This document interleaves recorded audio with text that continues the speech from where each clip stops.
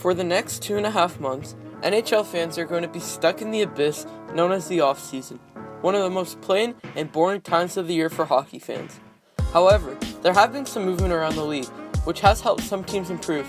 Today we're going to go over the top 5 teams who improved in the offseason. Fifth on this list is the St. Louis Blues. St. Louis has been a relatively consistent organization over the last few years, but their playoff streak of 6 seasons was broken just last season when they failed to qualify for the postseason since the 2010-2011 season. Last season, the Blues looked like they had a good chance of making it to the playoffs, but a late season collapse led to the Blues selling Paul Stastny at the trade deadline and just narrowly missing the playoffs. Now though, St. Louis has tremendous center depth with Braden Shen, the newly acquired Ryan O'Reilly, and league veteran Tyler Bozak, and they have other stars like Vladimir Tarasenko, Jaden Schwartz, Alex Steen, David Perron, and Patrick Maroon on forward, and Alex Pietrangelo, Joel Edmondson, and Colton Parayko, who are all solid on the blue line. I didn't think this team was bad last year, and they only improved even more so far this offseason, so I think they'll do very good this coming season. The Buffalo Sabres finished last place in the NHL last season, and they have been near the bottom of the league for a long time. With the drafting of potential franchise defenseman Rasmus Dahlin first overall and already having other young stars, the future is bright in Buffalo. The Sabres forward core is respectable, with key players like Jack Eichel, Sam Reinhart, Casey Middleset, Kyle Okposo, and Jason Pominville returning along with the addition of Connor Sherry, Vladimir Sobotka, Patrick Berglund, and Tage Thompson. The Sabres defense is looking good too, with Rasmus Dahlin, Rasmus Ristolainen, Marco Scandella, and Zach Bogosian in the top 4. Sure, it could be better, but we could be surprised by Buffalo this season. They also signed Carter Hutton to play in goal for them this season, and if he plays like he did in St. Louis, the Sabres could have the necessities of a competitive team. The future of the Buffalo Sabres is looking bright, and it is what the city needs. The Philadelphia Flyers underwent some operations since their finals appearance in 2010. The Flyers' core of Claude Giroux, Jakub Voracek, and Wayne Simmons were solid to begin with, but they couldn't carry the Flyers by themselves. The Flyers drafted Nolan Patrick 2nd overall in 2017, and he has showed some signs of brilliance. They also have Sean Couturier, Travis Konechny, Ivan Provorov, Shane Gostisbehere, and they signed one of the most talented free agents this year in James Van Riemsdyk. This Philadelphia team is one of the best renditions we have seen in almost a decade. The offense is deadly, with so much skill and depth throughout the lineup. The power play will be spectacular now, starring a skilled net presence who is beyond capable of scoring goals on the power play. The defense is pretty good too, which is a relief for the Flyers.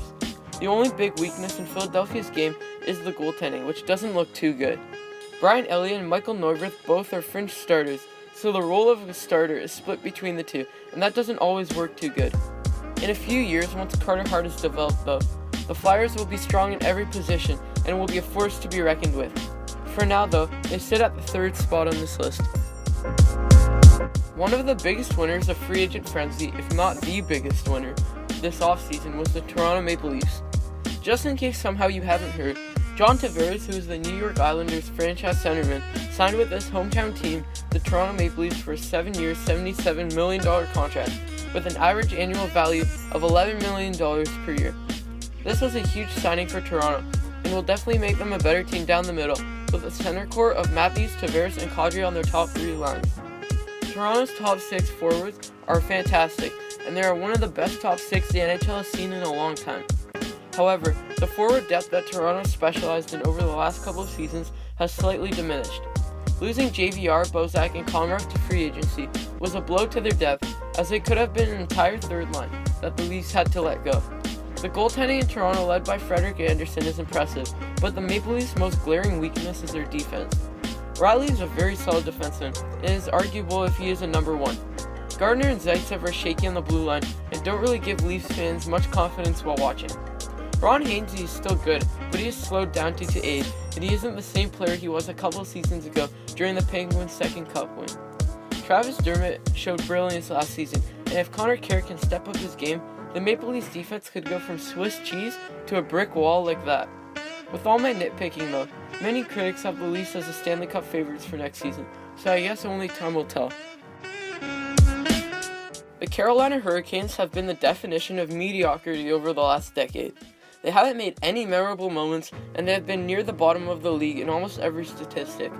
With the second overall pick in the 2018 draft, though, the Carolina Hurricanes selected Andrei Svechnikov, who's projected to be an elite scorer and could be the future face of the franchise.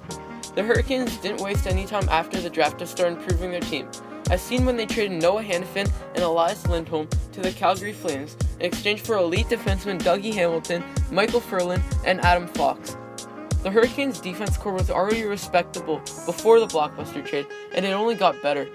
On defense, the Hurricanes have Dougie Hamilton, Justin Falk, Jacob Slavin, Calvin DeHaan, Brett Pesky, Hayden Fleury, and Trevor Van Riemsdyk as their 7th defenseman. Carolina has one of the top defense cores in the league, and if defense wins championships, Carolina is on the way to one. Their offense is a bit lacking, but adding Svechnikov will help it. The Canes have Sebastian Aho, Jeff Skinner, Justin Williams, Jordan Staal, and Teuvo Teravainen on forward, so there is some skill there. The only foreseeable weakness that Carolina might have is goaltending. Scott Darling and Peter Mrazek are good goaltenders, but they aren't any general manager's first choice of goalies. If Carolina's defense can play outstanding this season as a unit, the Hurricanes could accomplish great heights, and it would be good for a smaller market organization to excel and build a bigger fan base. Those are my top 5 teams who improved in the offseason. Hopefully these teams can impress us this season and make it far in the playoffs. That would be refreshing. If you enjoyed this video, make sure to give it a like and share it with a friend because it helps grow this channel. Subscribe if you enjoy the content I upload and stay notified for new videos when they come out. Make sure to tell me what teams you think improved the most this offseason, and I will try and respond to every comment. Video suggestions are always appreciated, so if you have any, feel free to share them with me in the comment section below. My Instagram and Twitter links will be in the description, and you guys should give them a look. Thanks for watching everyone, and I'll see you next time.